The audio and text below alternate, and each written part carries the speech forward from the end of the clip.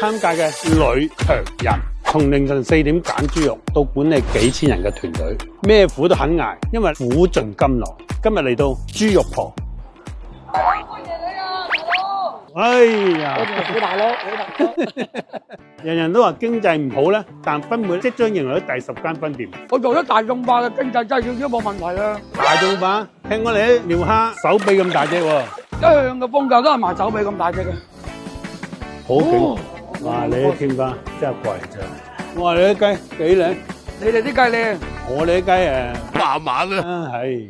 唔飛嘅嗱，係，個個都話你似兩兄妹喎。絕對絕對啦！絕對啦，知唔知？知唔知？我肥咗好多啦，拍得個視頻，拍都要食嘅喎，真食啊！真食得咁多攣出嚟啊！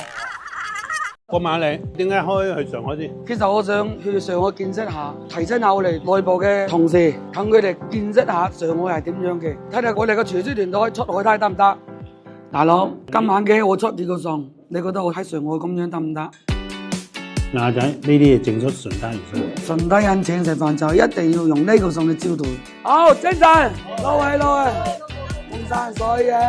廣東嘅神秘儀式感啊！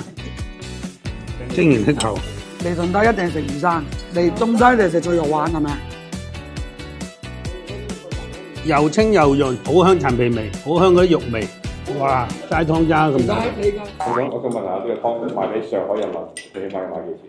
賣幾錢啊？你賣俾上海人？賣200蚊得唔得？200蚊成本都唔得啊！你咁講啊？起碼500蚊，跟住25年陳皮。啊，冇咗冇咗，乜蒸蛋大家意見啊？唔得啊！我唔食肥豬肉，我都要食一嚿啊！真係。大佬啊，呢個蝦要幾成熟好啊？我主張係7成到啊。 7成好啦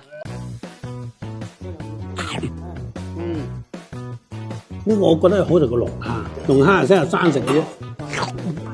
呢個我哋傳統又舊菜嘅順德煎焗魚仔，我哋煎出嚟之後，我哋香港哇！呢個煎魚嘴喎，順德名菜啊！